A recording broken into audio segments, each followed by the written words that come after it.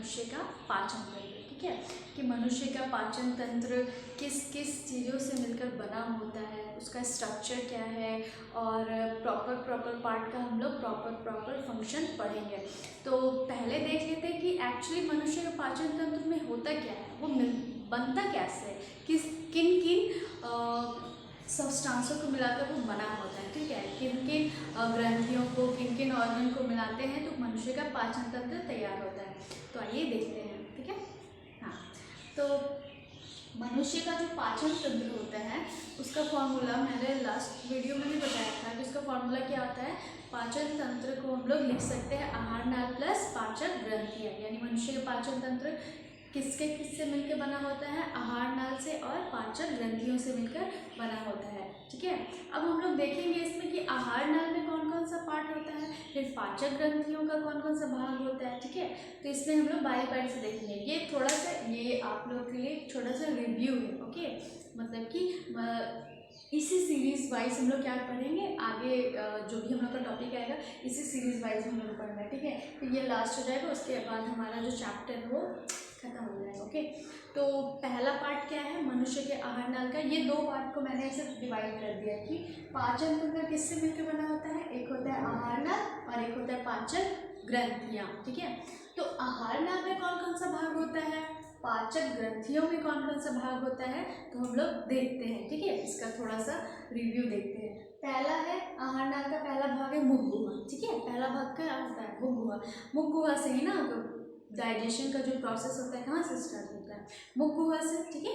उसके बाद सेकंड होता है इसका ग्रसनी, उसके बाद ग्रास नली, फिर इसका अमाशय, छोटिया, देन बड़िया, ठीक है। तो इसका सीरीज क्या हो गया, ये आपका सीरीज हो गया। आहार नल का क्या हो गया, सीरीज हो गया। ये आप ऐसे भी याद रख सकते हो कि पहले खाना मुंह में जाता है, उसके बाद कहाँ जाता है, ग्रसनी, फिर ग्रास नली, फिर अमाशय, फिर छोटिया, फिर बड़िया, ठीक है। तो ये एक तरह का क्या हो गया, इसका सीरीज हो गया ऐसे, ठीक है। इस तरह से भोजन का क्या होता है, भोजन क्या होता है, इस तरह इसका पाचन होता है। एक तरह का ये क्या आ गया, भोजन के पचने का पाथवे हो गया, उसका क्या हो गया, रास्ता हो गया कि भोजन कैसे कैसे होते हुए जाता है, ठीक है। तो ये इसका क्या हो गया, क्रम हो गया, तो इसको याद कर लेना, ये भी बहुत इंपॉर्टेंट है। उसके बाद पाचक ग्रंथि है, क्योंकि आहार नल और किससे मिलकर बना होता है, एक तो हो गया इसका ये आहार नल, पाचन तंत्र किससे मिलकर बना होता है, एक होता है आहार नल और एक होता है पाचक ग्रंथियाँ। तो आहार नल तो हमारा हो गया कि आहार नल में कितने पार्ट्स होते हैं, ये 6 पार्ट्स होते हैं। उसके बाद पाचक ग्रंथियाँ कितनी होती है, तो पाचक ग्रंथियाँ कितनी होती है, 5 होती है। कौन कौन सी, एक होती है लाल ग्रंथियाँ, दूसरा यकृत,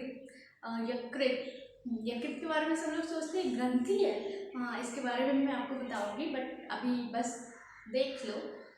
यकृत, देन अग्नाशय, जठर ग्रंथियाँ, फिर ये आंत ग्रंथियाँ, ठीक है। तो ये 5 ग्रंथियाँ होती है किसमें, मनुष्य के पाचक ग्रंथियों में। तो इन दोनों को हम लोग मिलाते हैं तो क्या बन जाता है, पाचन तंत्र बनता है। यानी कि मनुष्य का पाचन तंत्र किससे किससे मिलकर बना होता है, आहार नाल प्लस पाचक ग्रंथियाँ, ठीक है। ये दोनों का पार्ट्स याद रखना है कि दोनों में कौन कौन सा पार्ट्स होता है। इसमें सारे एंजाइम्स वाला पार्ट्स होगा कि कौन किस पे कैसे वर्क करता है, ठीक है, कौन सा एंजाइम कैसे फंक्शन करता है, तो उसके बारे में हम लोग पढ़ेंगे इसमें पाचक ग्रंथियों में। और आहार नाल में हम लोग अभी ये पढ़ना स्टार्ट करेंगे कि आहार नाल का जो पार्ट है, मुख गुहा क्या होता है, ग्रसनी क्या होता है, ठीक है, इसमें क्या क्या फंक्शन होता है। तो इसमें बारी बारी से हम लोग क्या करते हैं, इसमें देखते हैं। तो पहला जो आहार नाल का भाग आता है उसका नाम है मुख गुहा, ठीक है। मुख गुहा, माउथ कैविटी, ठीक है, माउथ कैविटी या बकल कैविटी। तो माउथ में हमारा क्या क्या होता है, माउथ में मेनली हमारा कितना पार्ट्स होता है, 2 पार्ट्स होता है। एक हमारा तित होता है और एक हमारा टंग होता है, यानी कि हमारा दांत होता है और हमारा जीभ होता है ना। तो हम लोग मुख गुहा के बारे में देखेंगे कि मुख गुहा में कितना भाग हो गया हमारा, 2 भाग, एक हो गया दांत, एक हो गया जीभ और दूसरा हो गया हमारा दांत, है ना। एक हो गया हमारा जीभ और दूसरा हो गया हमारा दांत। तो हम देखेंगे पहले कि जीभ क्या होता है, ठीक है। जीभ, इसको हम लोग फर्स्ट पॉइंट पे डाल सकते हैं, इसको सेकंड पॉइंट डाल देंगे, है ना। तो जीभ क्या होता है, टेस्ट ग्रंथि, है ना, जो भी टेस्ट लेना होता है कहाँ से, क्या होता है, ठीक है, उसके बारे में देखते हैं हम लोग कि कैसे कैसे उसकी संरचना होती है, उसका फंक्शन क्या होता है, ठीक है। तो आइए देखते हैं।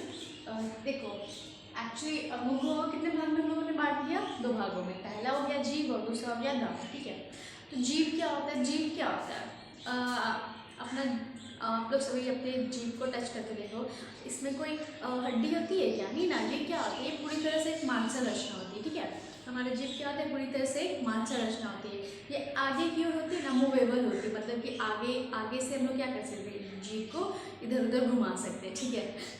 इधर उधर घुमाने के कारण कभी कभी झगड़ा भी हो जाता है सामने वाले से तो प्लीज़ ऐसा नहीं करना, मतलब कि प्रैक्टिकली मैं बता रही हूँ आप लोगों को। जो हमारा जीव होता है ना, आगे की ओर क्या होता है, मूवेबल होता है, हम लोग इसको आगे से घुमा सकते हैं। लेकिन ये अंदर से क्या होता है, एक बोन से जुड़ा होता है, ठीक है। तो वो आपको नहीं जानना उतना कि वो कौन सा बोन होता है, लेकिन वो हायोड बोन होता है, ठीक है। वो हायोड बोन से क्या होता है, अंदर से जुड़ा होता है। नहीं तो पता चलता है ये अंदर से बोन से नहीं जुड़ा होता ना, तो हम लोग जब बोलते तो हम लोग का जीभ क्या होता है, बाहर निकल जाता। तो ऐसा तो नहीं होता है ना तो जीभ जो होता है ना, बस क्या होता है, आगे की ओर मूवेबल होता है, ठीक है। तो देख लेते हैं इसका फंक्शन क्या होता है ना। तो जीभ क्या होता है, पूरी तरह से एक मांसल रचना होती है ना, ये पूरी तरह से एक मांसल रचना होती है, और इसे स्वाद अंग के नाम से भी जाना जाता है। क्यों जाना जाता है भाई, क्योंकि ये क्या होता है, इनके सब 5 छोटी छोटी स्वाद कलियाँ होती है ना, टेस्ट बर्ड्स होते हैं, ठीक है, जिसके कारण हम उस पर क्या होता है, विभिन्न विभिन्न तरह के हम लोग को स्वाद की पहचान होती है। तभी तो हम लोग पहचान लेते हैं ना कि मम्मा क्या बना रही है किचन में, है। तो ये किससे होता है, हमारी स्वाद ग्रंथि से होती है, ठीक है। मतलब वो तो नोज़ का इफेक्ट है कि हमें महक आता है, मतलब खाने का टेस्ट हमें किससे आता है, हमारे टंग से आता है, ठीक है। तो ये हमारे जीभ का काम होता है। तो बस स्वाद लेने जीभ का काम नहीं होता है, जीभ का बहुत सारा फंक्शन होता है। एक तो हो गया कि वो क्या करता है, स्वाद लेने का काम करता है ना, अलग अलग तरह का टेस्ट लेता है। ऐसा नहीं ना है कि बस हम लोग मीठे का ही टेस्ट आता है, खट्टे का टेस्ट नहीं आता है, अलग अलग तरह का टेस्ट आता है। तो पहले ये स्वाद लेने का काम करती है, उसके साथ साथ बोलने का काम भी कौन करता है, जीभ। हमारे बोलने में कौन मदद करता है, हमारा जीभ मदद करता है ना। उसके बाद कि ये भोजन को लार के साथ मिला के क्या करती है, उसको मिक्स करती है ना, भोजन को मैश करती है, उसको मिक्स करती है ना, इधर उधर उलट पुलट करती है भोजन को, जिसके कारण भोजन क्या होता है, बहुत आसानी से उसका एक क्या बन जाता है, उसका एक बोलस फॉर्म बन जाता है, ठीक है। एक चिपचिपा सा बॉल के रूप में शेप आ जाता है भोजन का, ताकि वो क्या हो सके, आसानी से अंदर जा सकते हैं, ठीक है, उसका पाचन और अच्छे से हो सके। तो ये क्या क्या हेल्प करता है, पहला है स्वाद लेने में हेल्प करता है, दूसरा इसके पास स्वाद लेने में हेल्प क्यों करता है, क्योंकि इसके पास स्वाद कलियाँ होती है, दूसरा बोलने में हेल्प करता है, तीसरा भोजन को मिलाने में मदद करता है, ठीक है। तो यहाँ पर मैंने आपको एक जीभ का स्ट्रक्चर दिखाया, ठीक है, कि कहाँ पे कौन सा टेस्ट हम लोग को आता है ना। ये बहुत अच्छे से ध्यान दें, ये मैंने यहाँ पे नंबरिंग कर दिया है, ठीक है, उसके हिसाब से यहाँ पे आपको बता दिया गया है। तो सबसे टिप पे जो हमारा बाहरी पार्ट होता है टंग का, वहाँ पे हमें मीठे का स्वाद आता है ना, टिप पे देखो, ये मैंने आपको लेबलिंग कर दिया, और इसके हिसाब से यहाँ पे इसका नेमिंग भी कर दिया। तो टिप पे क्या होता है, हमारा सबसे आगे मीठे का स्वाद आता है, फिर मीठा से थोड़ा ऊपर जाते हैं तो नंबर 2 पे हमें नमकीन सा थोड़ा सॉल्टी टेस्ट आता है ना। तो और थर्ड वाले पे इधर साइड में हमें खट्टा या सौर वाला टेस्ट आता है, खट्टा वाला साइड में। उसके बाद एकदम अंदर के जाने में क्या होता है, बिटरी टेस्ट आता है, यानी कि कड़वापन जो होता है हमें सबसे अंदर मिलता है। तो हमारे टिप पे होगा स्वीट, और उसके ऊपर हो गया हमारा क्या, सॉल्टी, फिर साइड में हो गया हमारा क्या, सॉर, और सबसे अंदर में बिटर वाला टेस्ट, ठीक है। तो ये हो गया हमारा टंग का फंक्शन। समझ में आया, ये इसका स्ट्रक्चर बहुत ईजी है ना, आप लोग भी याद कर सकते हो। और नहीं तो क्या करो ना, जो चीज़, एक मीठा ले लो, नमकीन ले लो, खट्टा ले लो, कड़वा ले लो, सबको रख रख के देखो कहाँ पे उसका टेस्ट आता है। प्रैक्टिकल अच्छा करके देखो, मज़ा आएगा, ठीक है। उसके बाद जीभ वाला पार्ट हमारा ख़त्म हो गया है ना। सेकंड पार्ट आता है हमारा दांत का। तो दांत तो भाई बहुत इम्पोर्टेंट चीज़ है हमारे लिए, है ना। इसको इसमें हम लोग देखेंगे कि इसको हम लोग कैसे साफ रख सकते हैं, और इसका हम लोग को देखभाल कैसे करना है। उसके पहले हम लोग पढ़ लेते हैं कि इसका पार्ट कौन कौन सा होता है। तो दांत का कितना पार्ट्स होता है, दांत का हमारा होता है ये 3 पार्ट होता है, ठीक है। एक होता है हमारा सिर, एक होता है गर्दन, और एक होता है जड़। क्या क्या होता है हमारा, सिर, गर्दन और जड़ वाला पार्ट होता है हमारा दांत का। तो क्या होता है सिर, क्या होता है गर्दन, क्या होता है जड़, देखते हैं हम लोग बारी बारी सबके बारे में हम लोग बारी बारी से देखते हैं। उसके साथ साथ ना दांत वाला पार्ट के बाद हम लोग पढ़ेंगे स्ट्रक्चर के आधार पर भी उसका पार्ट, मतलब कि उसका पार्ट कौन कौन सा होता है देखते हैं हम लोग। तो दांत का कितना पार्ट्स होता है, 3 पार्ट्स होते हैं ना, एक होता है सिर, एक होता है गर्दन और एक होता है जड़, है ना। तो सिर क्या होता है, गर्दन क्या होता है, जड़ क्या होता है। तो जो जड़ होता है ना, जो दांत वाला पार्ट हम लोग का जो मसूड़ा में धंसा रहता है उसको हम लोग क्या कहते हैं, जड़, क्या कहते हैं, जड़, जो कि क्या होता है हमारे मसूड़े में धंसा होता है, उसे हम लोग कहते हैं जड़। और जो मसूड़े के ऊपर वाला होता है उसे हम लोग कहते हैं क्या, सिर। और इन दोनों के बीच में जो रहता है उसे हम लोग बोलते हैं गर्दन। जैसे कि यहाँ पे दांत का स्ट्रक्चर दिया गया, ये जो ऊपर वाला पार्ट होता है जो कि क्या होता है डायरेक्टली मसूड़े में धंसा होता है उसे हम लोग क्या कहते हैं, सिर। और जो मसूड़े के क्या होता है, सॉरी जो मसूड़े में धंसा होता है उसे हम लोग क्या कहते हैं, जड़। लेकिन जो मसूड़े से ऊपर होता है उसे हम लोग क्या कहते हैं, सिर। और इन दोनों के बीच में जो रहता है ना, इन दोनों के बीच में जो रहता है उस वाले पार्ट को हम बोलते हैं गर्दन। तो ये हो गया हमारा किसका पार्ट, दांत का पार्ट, यानी कि कौन कौन सा दांत का भाग होता है, समझ में आया। जो मसूड़े में धंसा रहेगा उसे हम लोग बोलेंगे क्या, जड़। और जो मसूड़े से ऊपर रहेगा उसे हम बोलेंगे सिर, और इन दोनों के बीच में जो रहेगा उसे हम बोलेंगे गर्दन। ये हो गया हमारा दांत का ये भाग, ठीक है। उसके बाद हम लोग देखते हैं कि दांत की संरचना कैसी होती है ना, वो कैसे कैसे उस पर कोटिंग होती है दांत के ऊपर, उसको हम लोग देख लेते हैं। तो दांत की संरचना के आधार पर इसको 3 भाग में बांट दिया गया है। एक होता है इनामेल, दूसरा होता है डेंटाइन और तीसरा होता है मज्जागुहा, जिसे हम लोग बोलते हैं पल्प कैविटी, ठीक है, पल्प कैविटी। तो सबसे पहला जो होता है वो होता है इनामेल। इनामेल मैंने आपको पहले ही बता रखा है कि इनामेल क्या होता है, जो सबसे हार्डेस्ट वाला पार्ट होता है हमारे माउथ में, है ना, दांत का जो सबसे हार्डेस्ट पार्ट, या बॉडी का भी सबसे हार्डेस्ट पार्ट कौन होता है, इनामेल होता है, ठीक है। तो इनामेल क्या होता है, जो उसकी सबसे बाहरी कठोर वाला भाग होता है दांत को, उसे हम लोग क्या कहते हैं, इनामेल। इनामेल क्या करता है, जो तित होता है ना उसको ना सुरक्षा प्रदान देता है ना, उसको सुरक्षित रखता है, किसको, दांतों को, ठीक है। तो इनामेल क्या हो गया, सबसे बाहरी वाला कोटिंग हो गया दांत का, सबसे बाहरी भाग हो गया, ठीक है। उसके बाद आता है डेंटाइन, ठीक है, यानी कि ये कौन सा भाग आ गया, मध्य में रहेगा। और सबसे लास्ट में आता है पल्प कैविटी, यानी कि मज्जागुहा, जो भी क्या होता है सबसे आंतरिक भाग होता है, किसका, दांत का।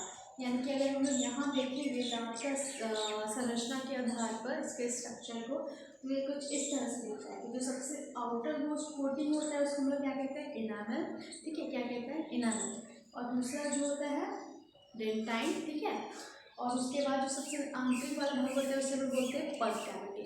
तो इसमें सबसे इम्पोर्टेंट ये जानना है कि जो एनामेल होता है ना, ये हमारे बॉडी का सबसे हार्डेस्ट पार्ट होता है ना, सबसे हार्डेस्ट पार्ट क्या होता है, इनामेल होता है। ये दांतों को क्या करता है, सुरक्षा प्रदान करके रखता है। बहुत हार्ड कोटिंग होता है इनामेल का, है ना, यहाँ पर ऊपर में बहुत हार्ड कोटिंग होता है इनामेल का।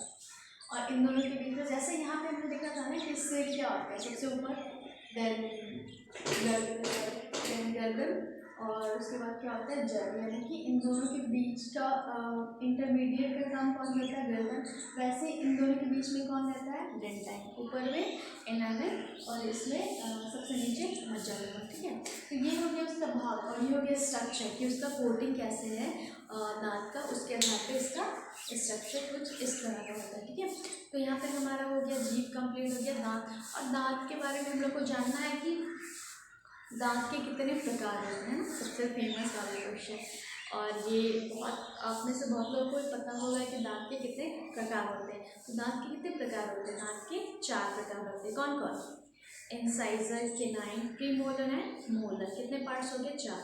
एक हो गया हमारा इंसाइजर, यहाँ पे इंसाइजर को आई से डिनोट कर देता है, incisor, then canine, then premolar, then molar, ठीक है, समझ में है, ठीक है।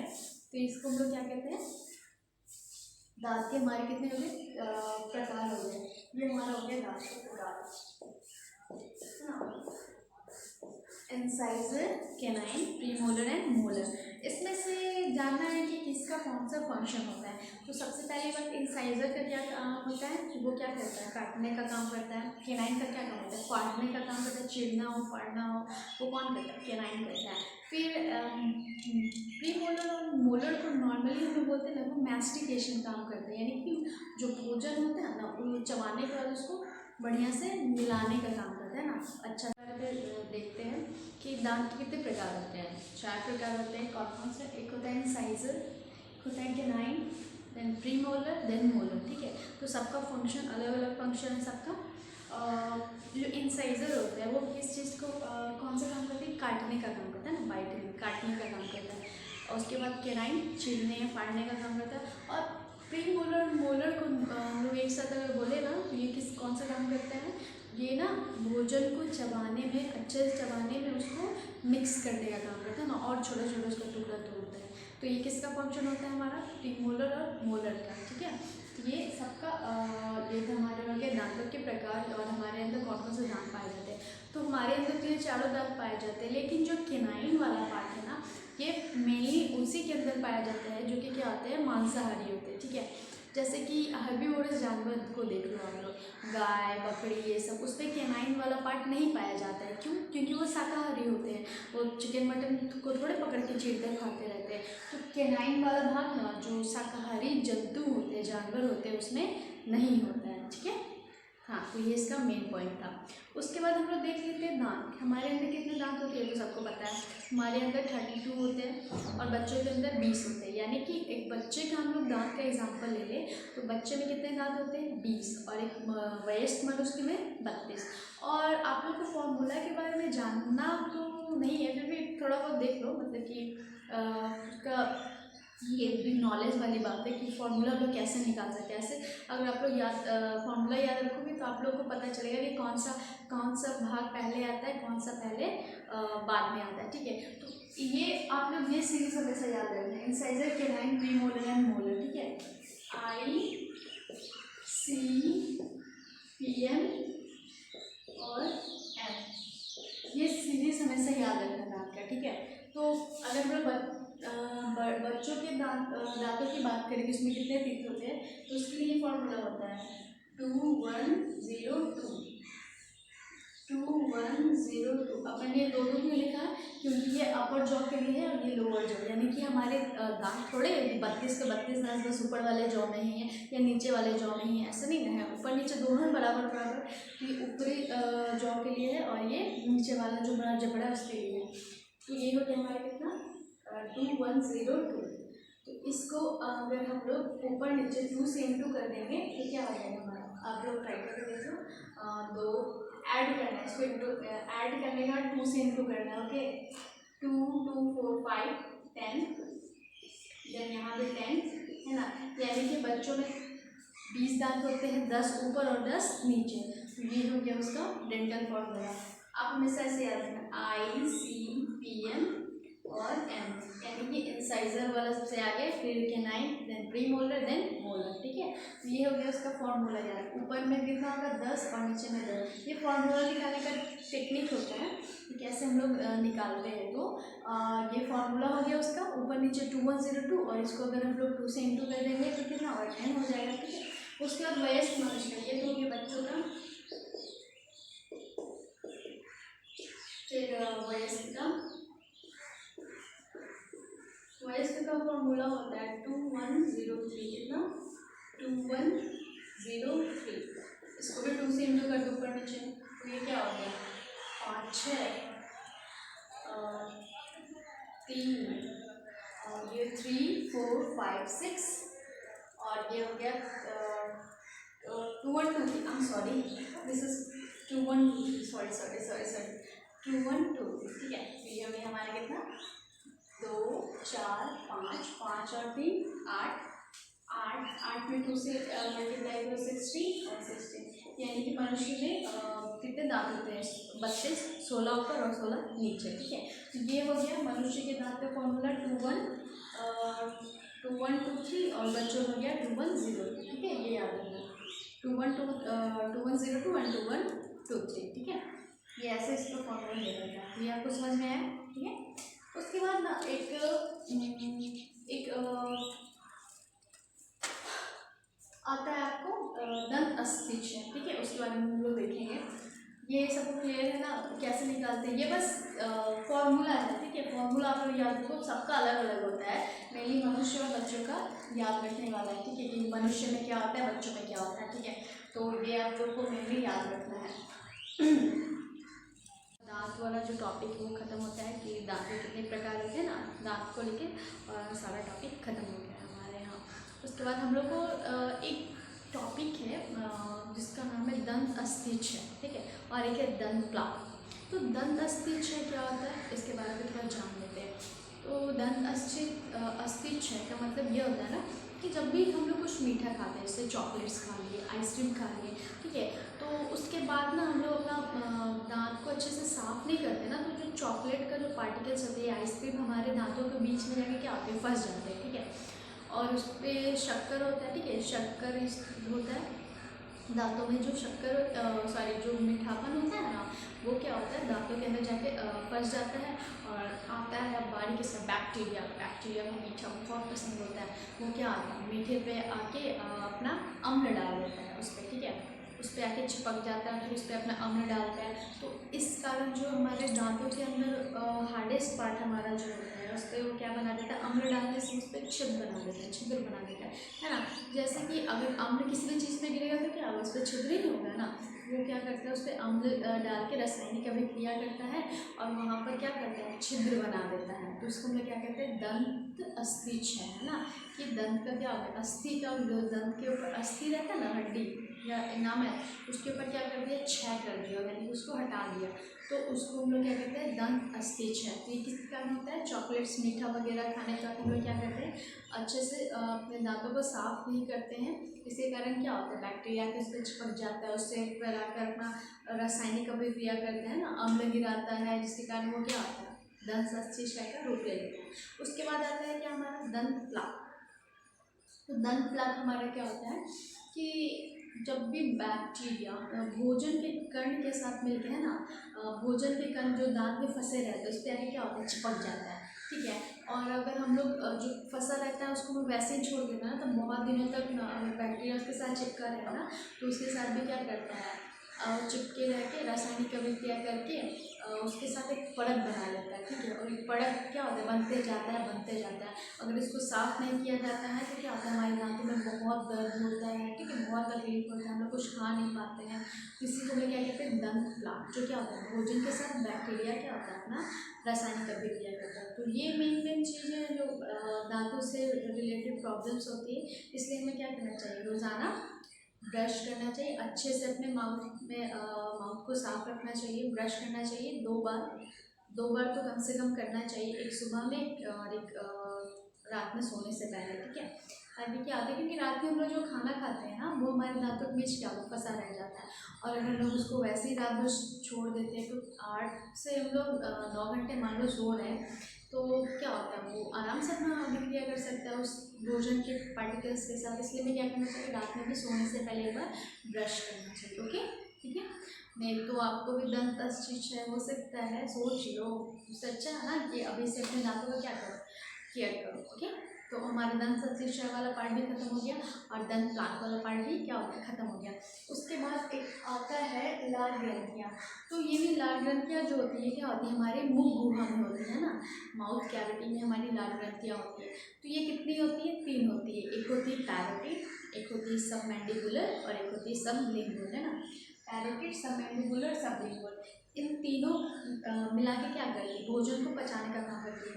जो लाल ग्रंथियाँ होती है ना, वो मेनली किसका पाचन करती है, स्टार्च, कार्बोहाइड्रेट, माउथ में, है ना। माउथ में जो भी मेन 30% स्टार्च का डाइजेशन माउथ में होता है, जो कि कौन करती है, ये लाल ग्रंथियाँ कार्बोहाइड्रेट का पाचन करती है, ठीक है। तो ये तीनों मिलकर क्या करती है, भोजन को भोजन में जो कार्बोहाइड्रेट होता है उसको पचाने का काम करती है, ठीक है। और इसके साथ साथ जो लाल ग्रंथियाँ है ना, ये हमारी बॉडी के टेम्परेचर को भी क्या करती है, मेंटेन करके रखती है। क्योंकि बहुत ज़्यादा कभी कभी बच्चों से बहुत ज़्यादा लार निकलना है, सलाइवा निकलने लगता है, क्योंकि उसके अंदर बॉडी का जो टेम्परेचर होता है बहुत बढ़ जाता है। तो वो जब लार निकलता है तो बॉडी क्या आता है, कूलिंग वाला फील होता है। जैसे कि आप लोग हमेशा देखते होंगे डॉग वगैरह को, वो ना गर्मी के दिन में बहुत ज़्यादा हाँफता है, ठीक है, अपने टंग को बाहर निकालते हैं, ठीक है, पूरा वो अपना जो भी सलाइवा होता है बाहर निकलता है। क्यों? ताकि बॉडी उसके बाद क्या हो जाए, कूल हो जाए, ठीक है। तो सलाइवा का मेन काम तो डाइजेशन ऑफ कार्बोहाइड्रेट, साथ ही साथ क्या आता है, बॉडी के टेम्परेचर को मेंटेन करके रखता है। तो हमारा कितना है, ये लाल रंग की हमारी लाल रंग की कितनी है, 3 है। एक है पैराटिड, एक है सब मैंडिबुलर और तीसरा क्या, सबलिंगुअल ग्रेसिम, ठीक है। इसका हम लोग फैरिंग्स के नाम से जानते हैं। यानी कि हमारा जो माउथ कैविटी के बाद, मुंह के बाद भोजन हमारा कहाँ जाता है, ग्रेसनी में जाता है, ठीक है। तो ग्रेसनी में, फैरिंग्स में मैंने किसी भी प्रकार का डाइजेशन नहीं होता है। क्यों? क्योंकि इसमें एंजाइम ही नहीं होता है, तो डाइजेशन क्या हो गया ना, इसमें किसी प्रकार का एंजाइम्स नहीं होता है, इसलिए यहाँ पर डाइजेशन पॉसिबल नहीं है, ठीक है। तो ग्रेसनी में ना 2 प्रकार का छिद्र होता है, कितना, 2। एक होता है निगल द्वार, एक होता है कंठ द्वार, ठीक है, निगल द्वार और कंठ द्वार। तो जो हमारा ग्रेसनी है, ग्रेसनी को मेनली हम बोल सकते हैं ना common path for air and food, यानी कि ग्रेसनी वो स्थान होता है पाचन तंत्र का जहाँ से भोजन भी जाता है और वायु भी जाता है, ठीक है। तो उसमें कितना छिद्र होता है, 2 छिद्र होता है, एक होता है निगल द्वार और एक होता है कंठ द्वार। तो जो हमारा निगल द्वार होता है वो कहाँ खुलता है, ग्रास नली में, और जो हमारा कंठ द्वार होता है वो कहाँ खुलता है, श्वास नली में। तो ऐसा क्यों है कि 2 छिद्र है, फिर एयर भी जा रहा है, फिर भोजन भी जा रहा है, किसी कोई प्रॉब्लम नहीं होता क्या? हाँ, हो सकता है, लेकिन ह्यूमन का बॉडी पता है बहुत ही कॉन्सेप्चुअल है, ये बहुत ही, इसकी रचना ऐसा है ना कि कोई बहुत बढ़िया तरीके से बनाया गया है। सोच लो, मतलब हर एक चीज़ के लिए ना अलग अलग सब सारा उपाय निकाल दिया गया है, ठीक है, कि कोई प्रॉब्लम ना हो शरीर के अंदर, उसको भी बढ़िया से इसका ढांचा ऐसा बनाया ही है ताकि कोई प्रॉब्लम ना हो। कोई देख लो, निगल द्वार और कंठ द्वार है, तो निगल द्वार से मेनली भोजन जाएगा, कंठ द्वार से क्या जाएगा, हवा वगैरह जाएगा। तो आप ही सोचो, अगर हम लोग एक ही, मतलब ये कॉमन पाथ है एयर के लिए, फूड के लिए, और हम लोग उससे सांस भी ले रहे हैं और हम लोग क्या कर रहे हैं, भोजन भी ले रहे हैं, तो हम लोग को थोड़ा दिक्कत होना चाहिए ना। ऐसा नहीं होता है, क्यों? क्योंकि जो कंठ द्वार होता है ना, कंठ द्वार हमारा कहाँ खुल रहा है, श्वास नली में। तो जो कंठ द्वार होता है ना, उसके ऊपर एक पट्टी होती है, किसकी, एपिग्लॉटिस की एक पट्टी होती है, जिसको हम क्या बोलते हैं, एपिग्लॉटिस। तो जब भी भोजन का पार्टिकल्स हमारा अंदर आता है, ठीक है, निगल द्वार में जाता रहता है, तो ये जो एपिग्लॉटिस होता है ना, ये बंद कर देता है कंठ द्वार को, क्या कर देता है, बंद कर देता है, किसको, कंठ द्वार को, ताकि क्या हो सके, भोजन का जो पार्टिकल्स है वो कंठ द्वार में ना जाए, है ना। नहीं तो अगर भोजन का पार्टिकल, सोच लो, कंठ द्वार में चला जाएगा, मतलब हम लोग सांस लेते वहाँ चले जाए, तो हम लोग अचानक से क्या होता है, एकदम हाँ पूरा बाबा रे, आँख कान नाक सब कुछ एकदम रेड रेड हो जाता है, बहुत भयानक आता है ना उस टाइम।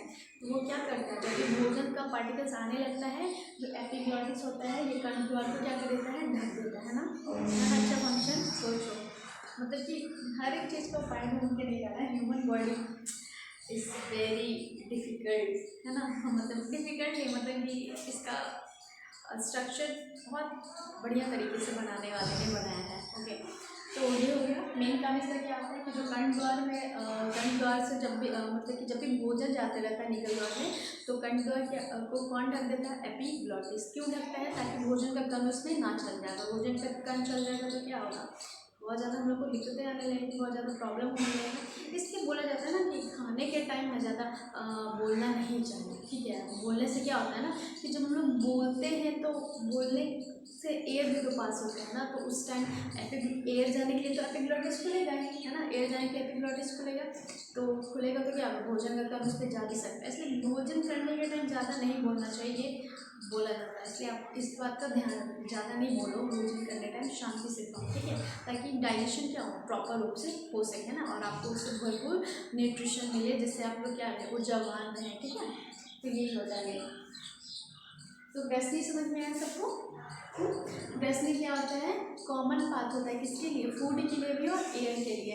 तो फूड वाला पार्ट हमारा कहाँ होता है, निगल द्वार में जाता है, और एयर वाला पार्ट हमारा कंठ द्वार में जाता है। और ये जो कंठ निगल द्वार है कहाँ खुलता है, ग्रास नली में, और कंठ द्वार ये कहाँ खुलता है, श्वास नली में। और श्वास नली में जो एक पट्टी होती है जिसको हम लोग बोलते हैं एपिग्लॉटिस। एपिग्लॉटिस का काम क्या होता है, जब भी भोजन हम लोग करते हैं ये पट्टी जो होती है कंठ द्वार को ढक देती है ताकि भोजन का कण इसमें ना जा सके। ठीक है, हाँ। और ये हो गया, समझ आ गया। तो ये हमारा ग्रसनी वाला पार्ट हो गया। तो आज हम लोगों ने देखा क्या क्या, दांत के बारे में पूरा देख लिया, जीभ के बारे में पूरा देख लिया, सलाइवरी ग्लैंड के बारे में देख लिया, ग्रसनी के बारे में देख लिया। और ग्रसनी में याद रखा किसी भी प्रकार का डाइजेशन नहीं होता है। ठीक है, ग्रसनी में किसी प्रकार का डाइजेशन नहीं होता है। क्यों? क्योंकि यहाँ पे किसी प्रकार का एंजाइम नहीं पाई जाती है। तो इस प्रकार हमारा ग्रसनी भी खत्म हो गया। अब जो नेक्स्ट टॉपिक होगा हम लोग इसके बारे में पढ़ेंगे ग्रास नली। ठीक है, ग्रास नली, देन आमाशय